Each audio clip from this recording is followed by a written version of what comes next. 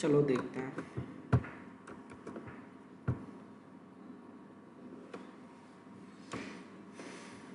तो कल तो मैंने MongoDB की URL यहाँ पे कॉपी करके लेके आ गया था मैं, ठीक है।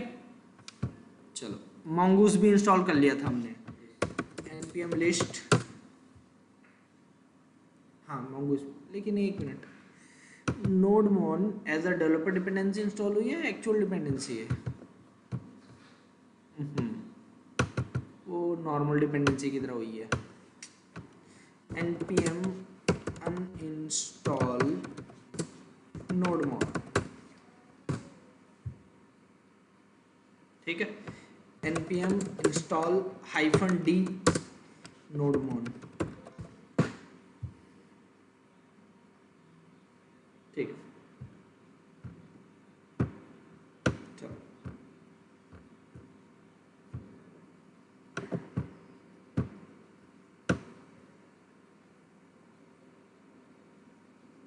कहाँ गया वो? ये सुनो, मैं यहाँ पे क्या कर रहा हूँ, const mongoose equal to require mongoose, ठीक है।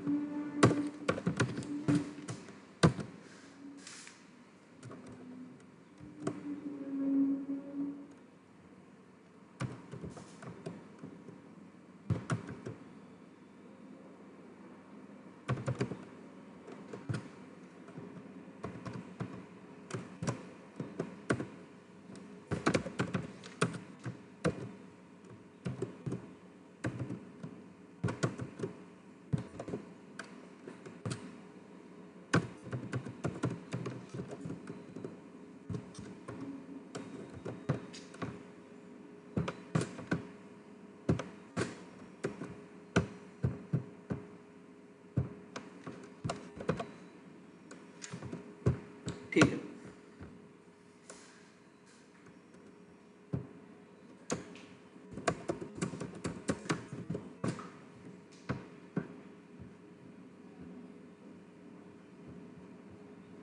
ऑब्जेक्ट तो बहुत बड़ा है।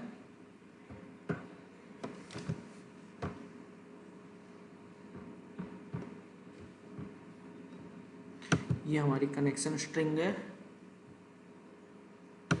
ये इसका होस्ट है।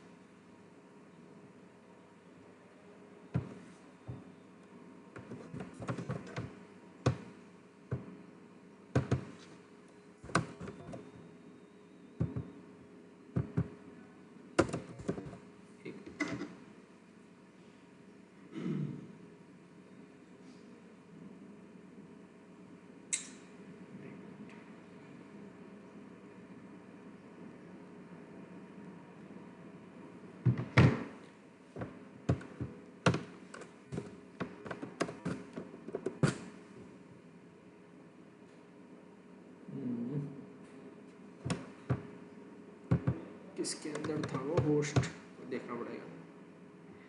ये जो होस्ट था,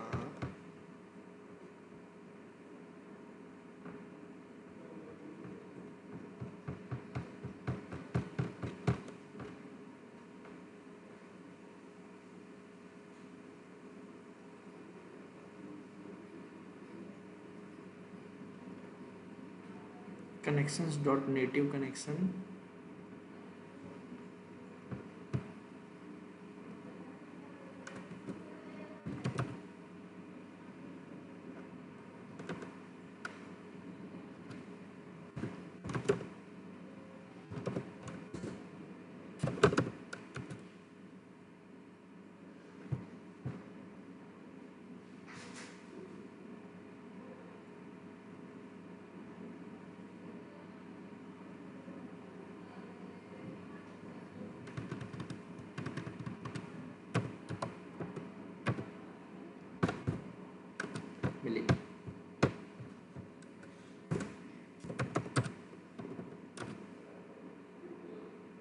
बहुत बढ़िया।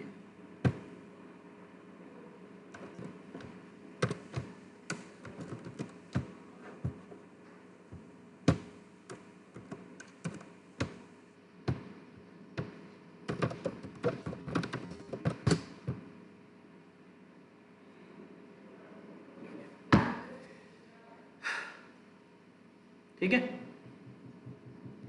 कनेक्टेड टू जो भी मोंगोडीबी का है वो। ठीक है, तो मोंगोडीबी से कनेक्शन स्टैब्लिश हो गया।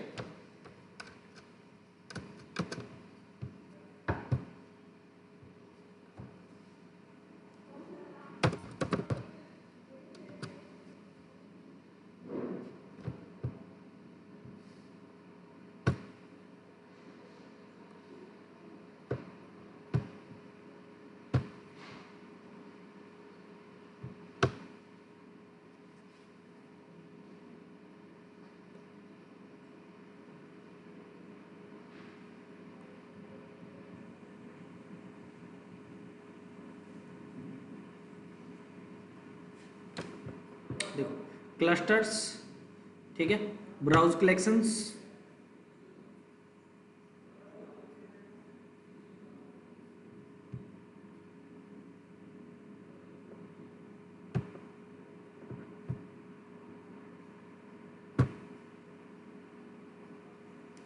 ये Mongo cluster week day underscore 630।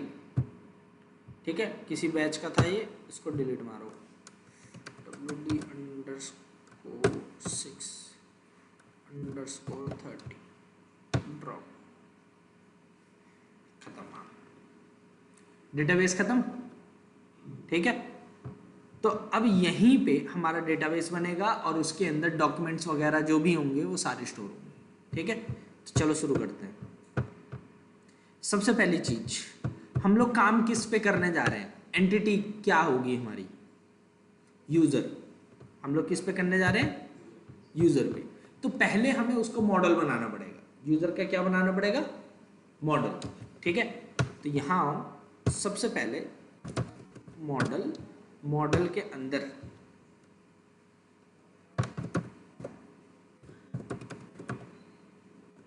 user.model.js, मैं नेमिंग कन्वेंशन ऐसे ही रख रहा हूं पहचानने के लिए, बस जरूरी नहीं है कि डॉट मॉडल वगैरह लगाओ। ठीक है, ध्यान रखिएगा। अब यहां पे देखो mongoose, सॉरी,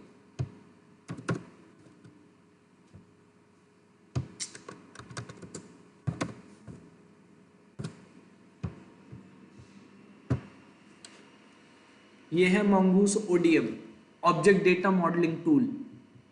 ठीक है, जरा देखो,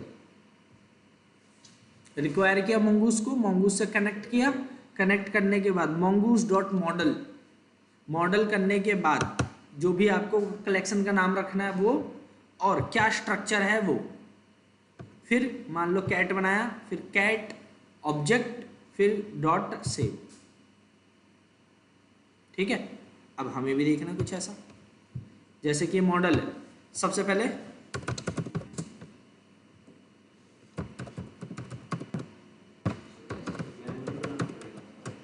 क्या स्कीमा बनाना पड़ेगा, स्ट्रक्चर, हमें स्ट्रक्चर बनाना है। ठीक है, सो ये देखो रिक्वायर mongoose। ठीक है, सो कॉन्स्ट यूजर स्कीमा, स्कीमा का मतलब होता है स्ट्रक्चर। ठीक है,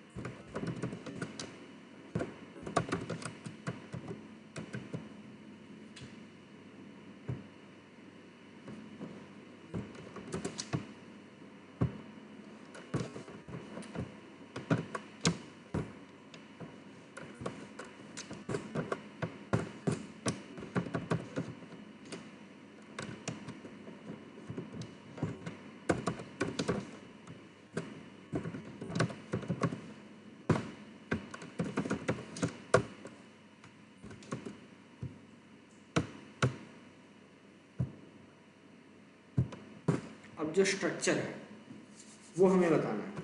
पहले एक बार सिंटैक्स चेक कर लेते हैं। mongoose.model कलेक्शन का नाम और यहाँ स्कीमा, ठीक है। और यहाँ पे इसको ये तो यूज़ करने का तरीका है, नहीं ये वाला ठीक है। स्कीमा बनाने का तरीका जो है, रीड द डॉक्स स्कीमास, ये रहा न्यू स्कीमा, ओके। और स्कीमा को निकाला है मंगूस से, हाँ ठीक है, ये भी ठीक है, मेरा वाला भी बस ठीक है, हाँ जी। तो ठीक है, बिल्कुल ठीक है। तो अब स्कीमा तैयार करना है, स्ट्रक्चर तैयार करना है, यूज़र की क्या क्या डिटेल्स होंगी वो यहाँ डाल दो, ठीक है। जैसे कि अभी ज़्यादा डिटेल नहीं ले रहा, बाद में ले लूँगा मैं ज़्यादा, ठीक है। अभी सिर्फ गिनती की कुछ फील्ड्स ले रहा हूँ, जैसे कि ईमेल, ठीक है। सबसे पहले ईमेल का टाइप क्या होगा, स्ट्रिंग, ठीक है। क्या वो रिक्वायर्ड होगी, हाँ। यूनिक होगी, हाँ, ठीक है। फिर अगला पासवर्ड टाइप क्या,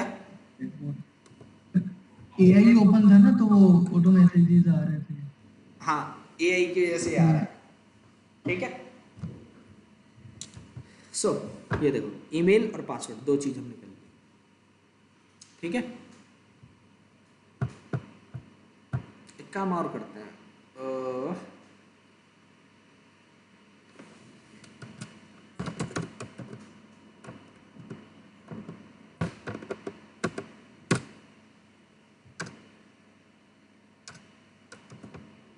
बढ़िया, नेम को रिक्वायर्ड करूं, ये तो रजिस्ट्रेशन के लिए है। यूजर नेम को यूनिक नहीं रखेंगे, पहले बात यूजर नेम नहीं है, ये ओनली नेम है, ओके ओके।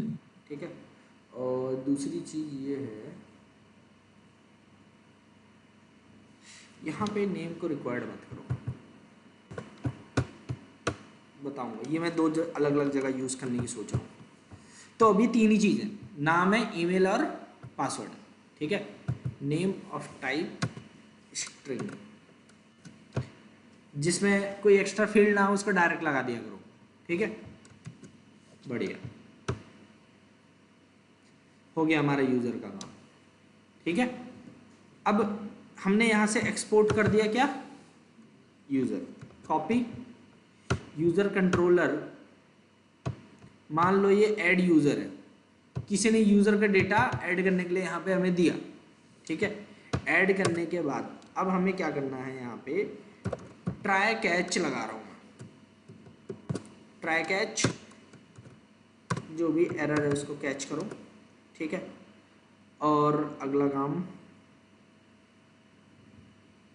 सबसे पहले तो एक काम करो, मॉडल का नाम ये था यूजर, इसको इंपोर्ट मारो यहाँ से, ठीक है। Const user equal to new user, ठीक है। यूजर के अंदर उसका ऑब्जेक्ट डाला, इसका नाम चेंज किया, हाँ, डॉट सेव, अवेट। अब जब सेव हो जाएगा तो ठीक है। अब यूजर को मैसेज भी तो भेजना है कि यूजर सेव हो चुका है, ठीक है। एक काम और करो, const saved user response dot status 201, 201 का मतलब होता है क्रिएटेड, 201 का मतलब क्या होता है, क्रिएटेड, ठीक है। अब ऐसे ये सब मैं बताने लग गया,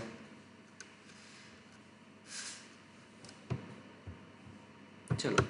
सो 201 का मतलब होता है क्रिएटेड, तो यूजर को जो रिस्पॉन्स में स्टेटस जाएगा वो 201 जाएगा। और क्या जेसन डेटा भेजना है, हाँ सेव्ड यूजर डॉट जेसन जो मेथड है ये ऑटोमेटिक कंटेंट टाइप जो है एप्लीकेशन स्लैश जेसन डाल देता है, आपको मैन्युअली करने की कोई जरूरत नहीं है, ठीक है। तो ये यूजर के पास वो यूजर का सेव्ड डेटा भेज देगा जो डेटाबेस में सेव हुआ है। एक छोटा सा काम और करो, delete saved user dot password, क्यों, हम डेटाबेस से डिलीट नहीं मार रहे, जो यूजर को रिस्पॉन्स आ रहा है उसमें से डिलीट मारा है। रीजन इसके पीछे ये है कि कोई यूजर है अगर वो सेव हो चुका है तो क्यों उसका पासवर्ड एज अ रिस्पॉन्स जाए? गलत चीज है, ठीक है। तो फॉर सिक्योरिटी रीजन मैंने वो पासवर्ड डिलीट मारा है, ध्यान रखिएगा, ठीक है। चलिए टेस्ट करें एक बार इसे।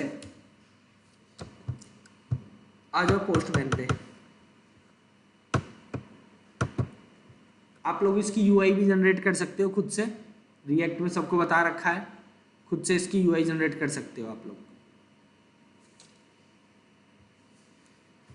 चलो post, user body raw Jason, user का नाम, एज इसमें अब नहीं डाली मैंने, ईमेल, ठीक है।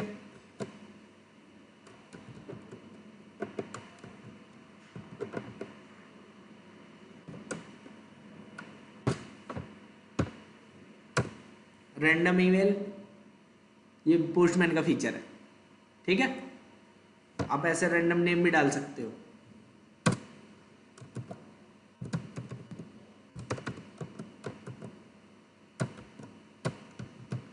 वैसे अभी के लिए यही डाल 1 2 3 4, रैंडम ईमेल भी छोड़ो।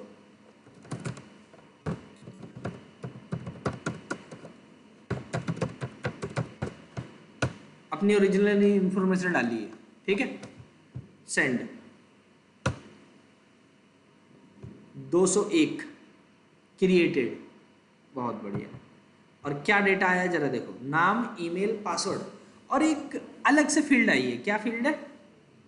Underscore ID. MongoDB automatic हर एक ऑब्जेक्ट की जो कि आप सेव करोगे डेटाबेस में, उसकी एक अंडरस्कोर आईडी जनरेट करता है और वो यूनिक होती है, ठीक है। आपको कुछ एक्स्ट्रा करने की जरूरत नहीं है, वो अपने आप आईडी देगा अगर आपने नहीं दी तो, ठीक है, जो कि हमने नहीं दी, ठीक है। तो अब जरा देखते हैं, यहाँ मोंगो डीबी के अंदर रिफ्रेश करो एक बार। ये इसमें पासवर्ड क्यों आ रहा है?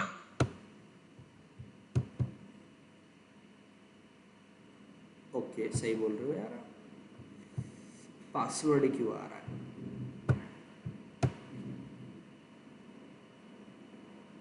ओके एक्चुअली जो ये आया होगा, ये होगा मोंगोडीबी का ऑब्जेक्ट और उसके अंदर पासवर्ड होगा नहीं, ठीक है। और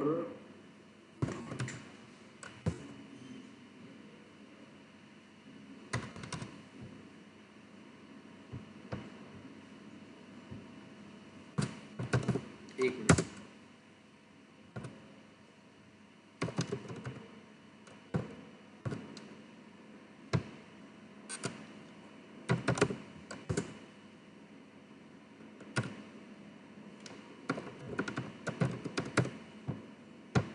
दो मिनट चेक कर लेते हैं।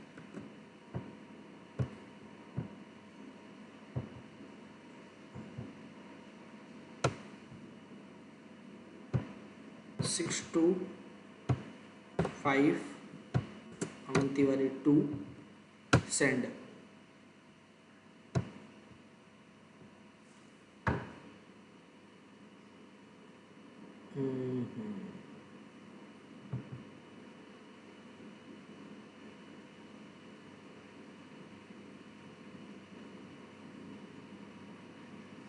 पहले ये ऑब्जेक्ट था, फिर ये, दोनों के अंदर पासवर्ड पड़ा हुआ है।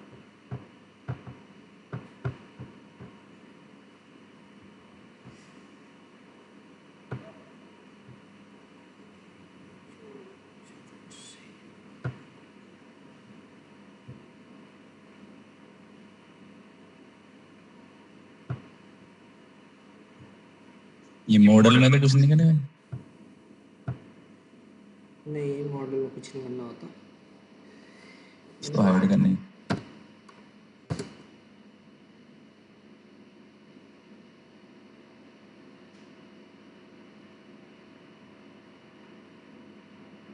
एक काम करो,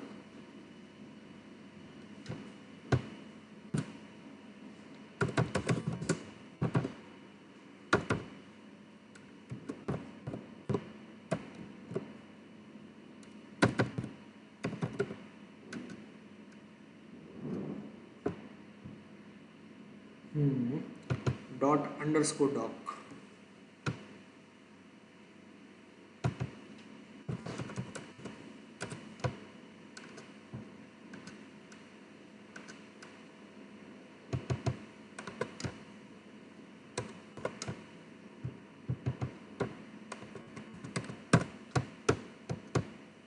वैसे पहले वो काम कर जाता था जो मैंने अप्रोच लगाई थी।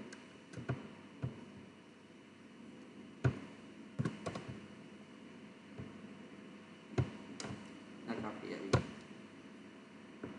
हाँ फेल्ड इसलिए आया होगा क्योंकि वो मैंने जो ईमेल आईडी वो सेम दे दी।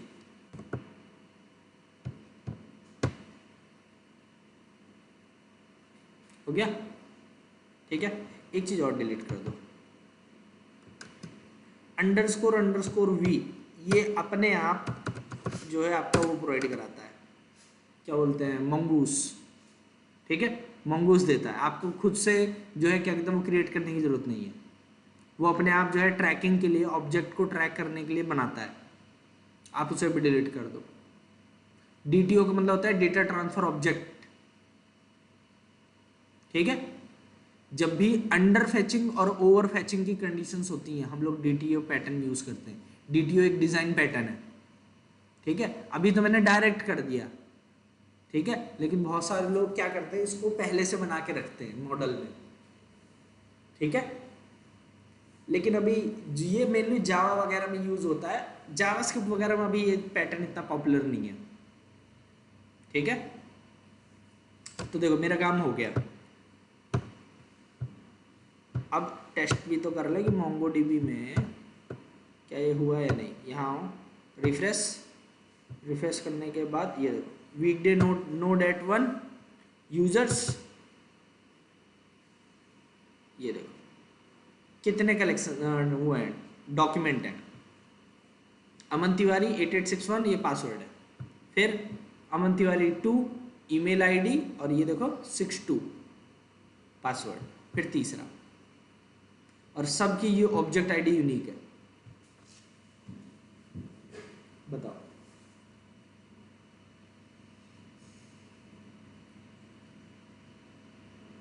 हो गया काम। लेकिन कौन मोंगोडीबी पे जाके देखेगा, हम थोड़ी ना देखेंगे मोंगोडीबी पे जाके। ये तो अभी मेरे पास अपना जो है यूजर नेम पासवर्ड है तो मैं देख ले रहा हूँ। ठीक है, यूजर या जो भी जिसकी वेबसाइट है वो थोड़ी ना देखेगा।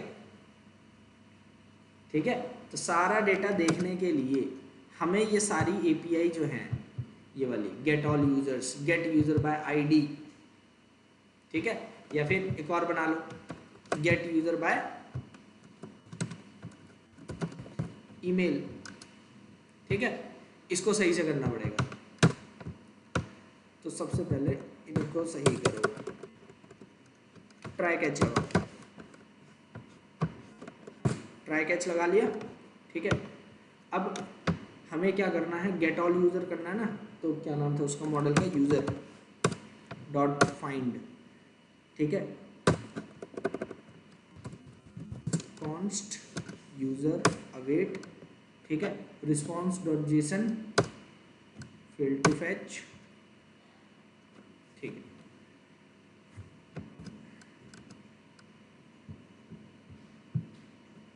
सुनो, यूजर का जो मॉडल है, जो कि कहां से उठाया हमने, मॉडल के अंदर यूजर डॉट मॉडल से, यूजर डॉट फाइंड मेथड जितने भी उसमें डॉक्यूमेंट पड़े हैं सारे उठा के ले आएगा। ठीक है, फिर उठा के लाने के बाद वो स्टोर करेगा किसमें, यूजर्स में। और जो फाइंड है, फाइंड हो सकता है कि उसको टाइम लगे। ठीक है, तो ये एक एसिंक्रोनस कॉल है। जो फाइंड है वो क्या है, एक तरीके की एसिंक्रोनस कॉल है। डेटाबेस से जो भी इंटरेक्शन हो रही है वो सारी एसिंक्रोनस कॉल्स है। ठीक है, तो उसके लिए हमेशा एसिंक अवेट लगा के रखो। आप प्रोमिसेस भी कर सकते हो, लेकिन हम वो यूज नहीं कर रहे, अभी एसिंक अवेट यूज कर रहे हैं, वो सिंपल होता है। ठीक है, तो यूजर डॉट फाइंड, जो भी डेटा आएगा वो उसको यूजर्स में स्टोर किया, फिर रिस्पॉन्स डॉट जेसन यूजर्स, सारा डेटा भेज दिया। ठीक है, और इसमें कोई स्पेशल स्टेटस कोड भेजने की जरूरत नहीं है। बाय डिफॉल्ट जो स्टेटस कोड होता है वो होता है 200 मतलब ओके। डेटा भेजते समय 200 ही भेजा जाता है, ठीक है। तो कोई एक्स्ट्रा स्पेशल कोड नहीं चाहिए, स्टेटस कोड जो HTTP का होता है रिस्पॉन्स। और अगर कोई दिक्कत आई तो स्टेटस कोड 500 का मतलब होता है इंटरनल सर्वर एरर, और ये मैसेज जाएगा, ठीक है, error fail to fetch users, ये गेट ऑल यूजर्स है। अगला गेट यूजर बाय आईडी, तो यू रिक्वेस्ट डॉट पैरम्स के अंदर से क्या फैच की जाएगी, ID. User dot find by ID, बने बनाए मेथड है, बस वही यूज करने हैं जैसे फंक्शन करते हो, बस आईडी पास करो, यूजर मिल जाएगा। अगर यूजर नहीं हुआ तो रिस्पॉन्स डॉट स्टेटस 404 मतलब नॉट फाउंड, ठीक है। स्टेटस कोड क्या जाएगा 404 नॉट फाउंड, और यूजर नॉट फाउंड ये मैसेज चला जाएगा। ये तो तब का केस है जब नहीं मिला तो, अगर मिल गया तो रिस्पॉन्स डॉट जेसन यूजर्स, अगर कोई दिक्कत आई तो 500 इंटरनल सर्वर एरर, ठीक है। अगला रिक्वेस्ट डॉट पैरम्स के अंदर से हमने क्या निकाल लिया, ईमेल, ठीक है। लेकिन एक मिनट, पंगा पड़ जाएगा यार, 2 मिनट, इसको करते हैं कुछ।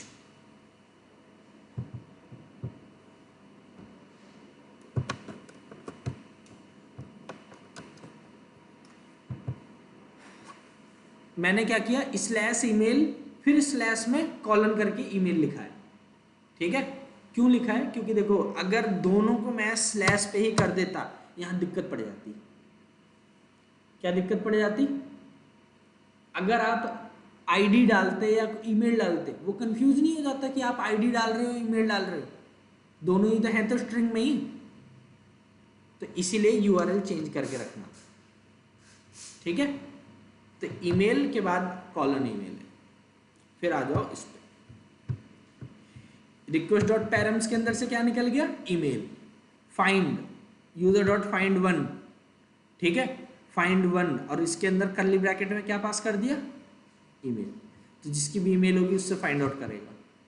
और रिस्पॉन्स डॉट स्टेटस 404, अगर नहीं मिला तो, अगर मिल गया तो वो ऑब्जेक्ट, सिंपल सा कोड है, ठीक है।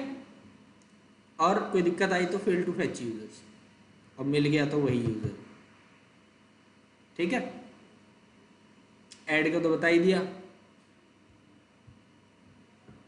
अपडेट ये थोड़ा सा है, सुनो। रिक्वेस्ट डॉट पैरम्स के अंदर से हमने क्या निकाली, पहले आईडी, ठीक है। फिर रिक्वेस्ट डॉट बॉडी से हमने क्या निकाला, यूजर का डेटा, जिससे आपको अपडेट करना है, और जिसको अपडेट करना है उसकी आईडी। फिर try catch, user dot find by ID and update, और यहाँ आईडी पास कर दी, जो डेटा अपडेट करना है वो पास कर दिया। न्यू कॉलन ट्रू, देखो ये मतलब है जब आप किसी यूजर को अपडेट करते हो तो अपडेट करने के बाद मेरे को जो है एकदम अपडेटेड वाला ऑब्जेक्ट चाहिए, पुराना ऑब्जेक्ट नहीं चाहिए। मंगूस बाय डिफॉल्ट पुराना ऑब्जेक्ट देता है, लेकिन अगर आपने न्यू ट्रू कर दिया तो अपडेटेड वाला ऑब्जेक्ट देगा कि अपडेट करने के बाद इसकी नाम क्या हुआ, इसकी आईडी क्या हुई, इसकी ईमेल क्या हुई, वो चीज, ठीक है। इसलिए न्यू ट्रू देना जरूरी है, ठीक है। तो जो भी अपडेटेड यूजर आया, अगर वो नहीं मिला तो 404, अदरवाइज अपडेटेड यूजर, और कोई दिक्कत आई तो 500 इंटरनल सर्वर। अगला डिलीटिंग, सिंपल है ये भी उसी की तरह।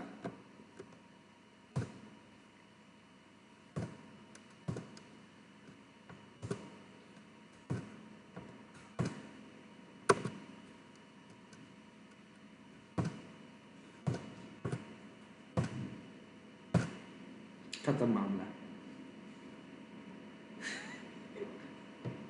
देख रहे हो, बने बनाए मेथड है, कॉल कर रहे हैं बस। आईडी गेट की यूजर की, फिर user dot find by ID and delete, ठीक है। तो आईडी पास कर दी तो उसको डिलीट करके दे देगा, जो डिलीट हुआ है उसका डेटा। अगर नहीं हुआ तो user not found, otherwise user deleted successful. Let's see find by ID and delete, ये क्या रिटर्न करता है? बूलियन रिटर्न करता है, क्या रिटर्न करता है देख लेंगे अभी। ठीक है, लेट्स सी। और कुछ ना, काफ़ी। यहाँ गेट ऑल यूजर्स, क्या हो गया?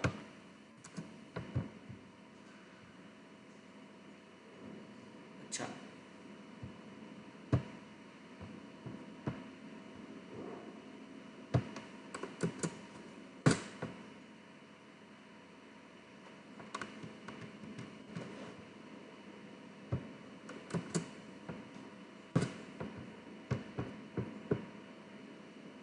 ठीक है, सारे यूजर को गेट करो। ये लो, अमन तिवारी 2, अमन तिवारी 3, तीनों का डेटा आ गया। ठीक है, और अब अगला काम, इसको क्या करो, मान लो जो अमन तिवारी है इसका डेटा डिलीट मारना है, इसकी आईडी उठा लो, कॉपी करो। ये काम करो, किसी की भी एक आईडी उठा रहा हूँ, अमन तिवारी 3 की उठा रहा हूँ। ठीक है, अब आ जाओ, इसमें और एंड पॉइंट नहीं है, एक बनाना पड़ेगा।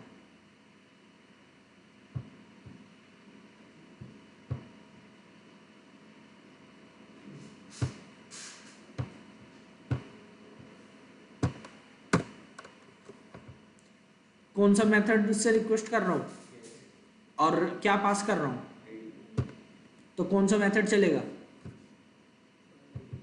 Gate user by ID. देख लो, जिसकी भी आईडी पास की उसका डेटा आ गया कि नहीं?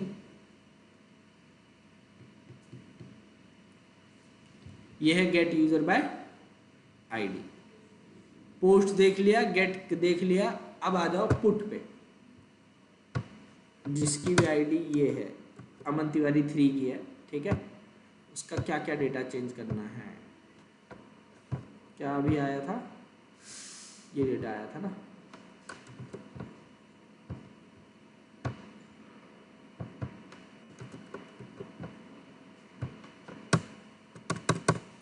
अमन 99 कर दो, और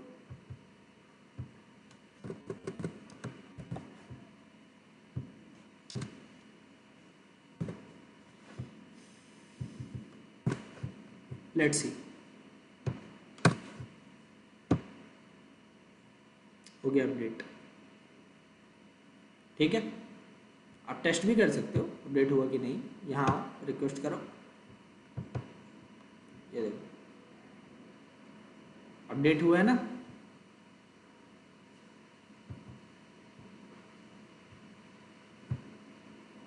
तो ये था पुट। अगला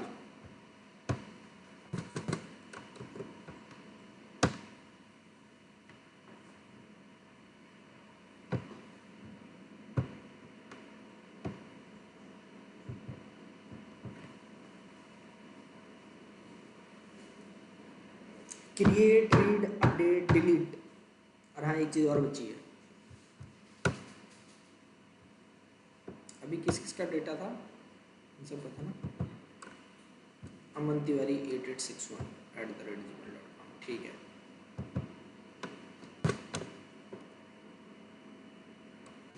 इसको ऐसे पढ़ेगा, एक न्यू बनाओ,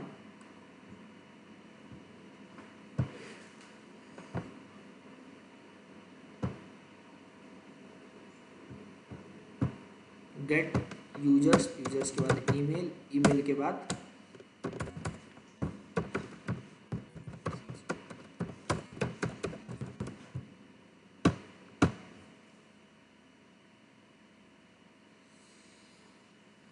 सारे मेथड काम कर रहे हैं।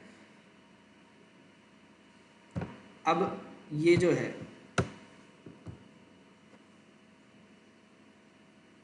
एक मिनट रुकना,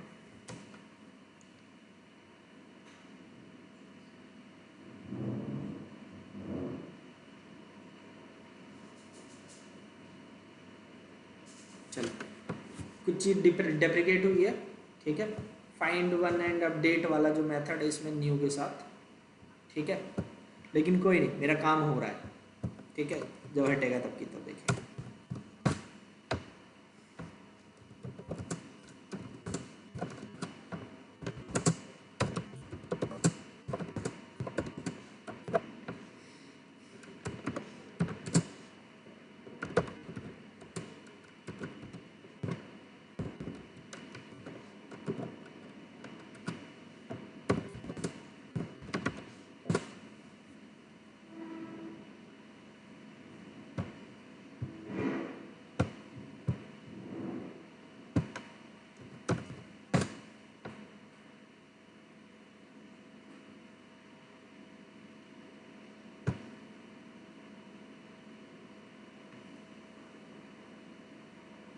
देखो, created just now by me, CRUD with Mongo. तो जो वर्सल है उसमें ऑटोमेटिक CI/CD पाइपलाइन बनी होती है। तो अगर गिट पे अगर आप कोई भी पुश कर रहे हो, कोई भी चेंजेस कर रहे हो, वो ऑटोमेटिक वर्सल पर रिफ्लेक्ट कर जाएगी। वर्सल पर रिफ्लेक्ट होगी तो ऑटोमेटिक डिप्लॉय करेगा। डिप्लॉय करने के बाद आपको नया डेटा मिलेगा बिल्कुल लाइव।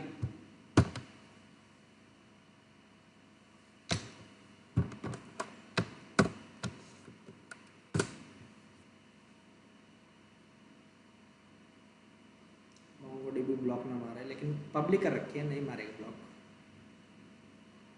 चल जाओ, फील्ड फैच यूजर, कोई दिक्कत पड़ेगी? क्या दिक्कत पड़ेगी? 500 इंटरनल सर्वर एरर। ओके, मैंने मोंगो URI नहीं डाल रखी। कल हमने मोंगो URI कहाँ डाली थी प्रोजेक्ट को अपलोड करते समय? तो एक काम करो, ये तो डिप्लॉयमेंट है, यहाँ प्रोजेक्ट पे आओ, प्रोजेक्ट पे हूँ, सेटिंग्स कहाँ है? सेटिंग्स, एनवायरनमेंट वेरिएबल्स, पोर्ट और होस्ट, दो ही चीज़ है। एक नया वेरिएबल ऐड करो, ठीक है।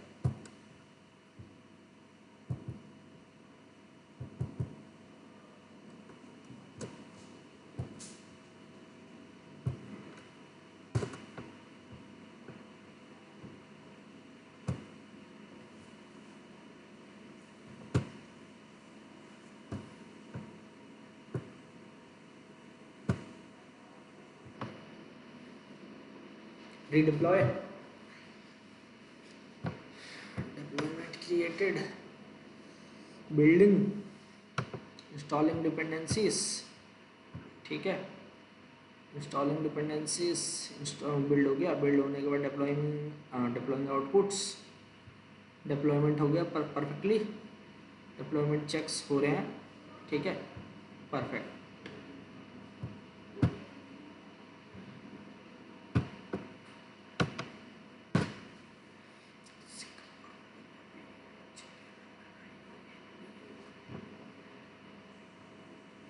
ठीक है, ये अच्छे फॉर्मेट में क्यों नहीं आ रहा? टाइप क्या है इसका?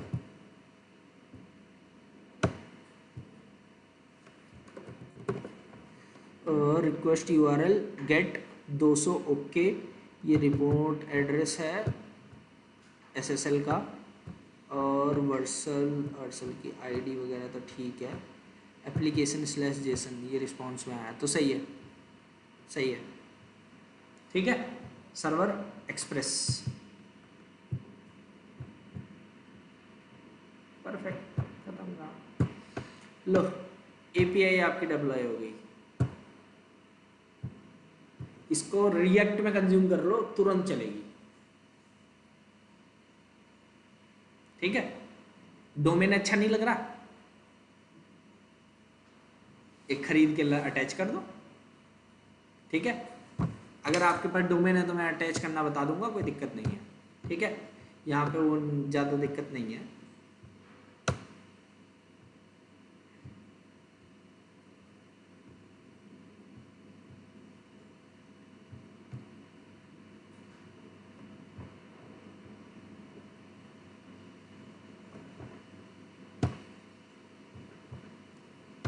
ऐड न्यू, डोमेन, ठीक है। मैंने अपना वाला डोमेन तो अभी यूज़ कर रखा भाई, सीधी सी बात है, वरना मैं अभी लगा के दिखा देता है। ये मेरा डोमेन है, ठीक है, अभी ये लगा पड़ा है, नेम सर्वर 1 नेम सर्वर 2 दोनों लगे पड़े हैं, ठीक है। ये सारी चीज़ें 1700 रुपये का लिया था डॉट इन, 3 साल, ठीक है। आप कोई सस्ता डोमेन ले लो, 1 महीने 2 महीने, .tk.in परमानेंट नहीं होता, कोई भी डोमेन कभी परमानेंट नहीं होता। वो होता है आईना होता है शायद, IANA करके है, इंटरनेशनल वगैरह ये सब कुछ उसके डेफिनेशन में है। वो मेनली प्रोवाइड कराता है, वो जो है ना, जैसे थर्ड पार्टी है उनको प्रोवाइड कराता है, जैसे GoDaddy, होस्टिंगर, इनको, लेकिन उनके ऊपर जो अथॉरिटी है वो IANA ही है, ठीक है।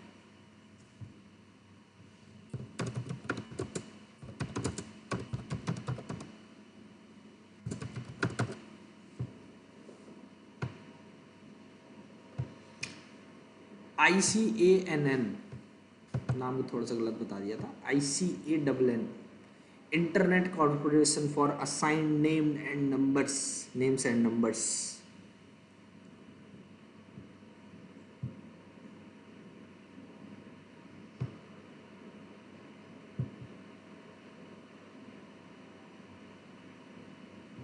ठीक है, तो मेन ये अथॉरिटी है, उसके नीचे ये सारे अब वेंडर्स आ गए,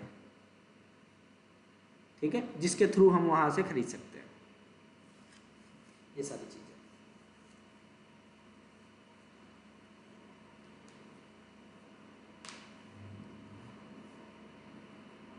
तो मैंने जो अपना खरीदा था GoDaddy से खरीदा था पहले, मेरे को इतना पता नहीं था तो मैंने खरीद लिया, ठीक है। होस्टिंग वगैरह सस्ता पड़ जाता है मेरे को, और कूपन कोड लगा देता तो और सस्ता पड़ जाता। मैं अगर किसी का रेफरल दे देता सस्ता पड़ जाता मेरे को। तो होस्टिंगर वगैरह से ले लेना, अगर लेना हो तो सस्ता डोमेन ले लो, ज़्यादा बड़ा नहीं। .org.in बहुत सस्ता मिलता है, .tk वगैरह ये सारे सस्ते मिलते हैं।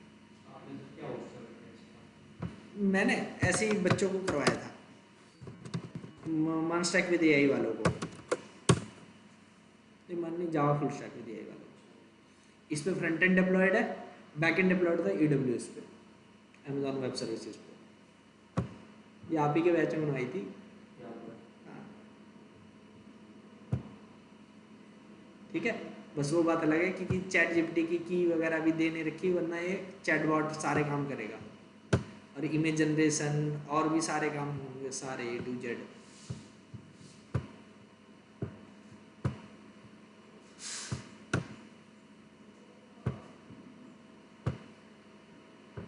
और उसके रिव्यू पॉजिटिव है, नेगेटिव है, जीरो मतलब न्यूट्रल। तो बताओ, सारा काम हो गया, अभी से REST API को कंज्यूम कर लो, ठीक है। तो खुद से करो, डिप्लॉय करो, उसको कंज्यूम करो। और अगर कंज्यूम ना करना हो ऐसे, लोकली हमारा तो चल ही रहा है। लोकली कौन से पे चल रहा है? इस पे, लोकल होस्ट 5000 पे, इसको यूज कर लो। लेकिन जब वर्जन फ्री में है तो उसी को यूज करना, क्या दिक्कत है, ठीक है। और यहाँ से जो भी चेंजेस करोगे गिटहब पे जाएगा, गिटहब से वर्जन, कंपनी में ऐसे ही काम होता है।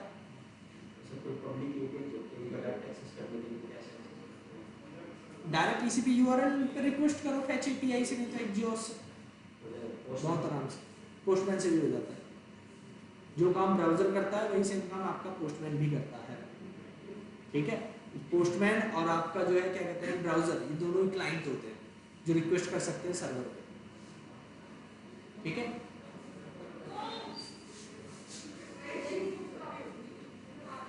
ठीक है, तो इतना आप सभी को ट्राई करना है और कल तक इसको करके लाना है, ठीक है। और हो सके तो इसकी UI भी बना लो,